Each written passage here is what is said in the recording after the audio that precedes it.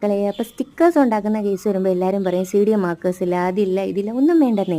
നമ്മുടെ വീട്ടിലുള്ള സ്കെച്ച് പെൻസിലും സ്കെച്ച് പെന്നും ഒക്കെ ഉപയോഗിച്ച് സാധാ ബുക്ക് പേപ്പറിൽ ട്രേസ് ചെയ്ത് വരച്ചെടുക്കുകയോ നോക്കി വരച്ചെടുക്കുകയോ ഒക്കെ ചെയ്താൽ മാത്രം മതി. എന്നിട്ട് സ്കെച്ച് പെൻ യൂസ് ചെയ്ത് ഔട്ട്ലൈൻ കൊടുത്ത് സ്കെച്ച് പെൻസിൽ യൂസ് ചെയ്ത് വേണം സ്കെച്ച് ചെയ്യാൻ കേട്ടോ, പടരാതിരിക്കാൻ വേണ്ടിയെങ്കിൽ. മാത്രമല്ല നല്ല എസ്തറ്റിക് കളേഴ്സ് നമുക്ക് കൊടുക്കാനും പറ്റും. അപ്പോൾ അതാ ഇതേപോലെ കിട്ടും. സാധാ ബുക്ക് പേപ്പർ മതിയെന്നേ. പിന്നെ നമുക്ക് വേണ്ടതെന്ന് വെച്ചാൽ ഇൻഡിവിജ്വലായിട്ട് കട്ട് ചെയ്ത് വെക്കണം.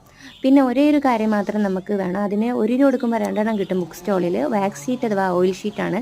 അത് കുറേ വാങ്ങി വെക്കുന്നത് നല്ലതായിരിക്കും. എന്നിട്ട് പിന്നെ എന്തുവാ, അത് ഒരു സെല്ലോ ടൈപ്പ് യൂസ് ചെയ്ത് ഇങ്ങനെ ഒട്ടിച്ചു കൊടുത്താൽ മതി.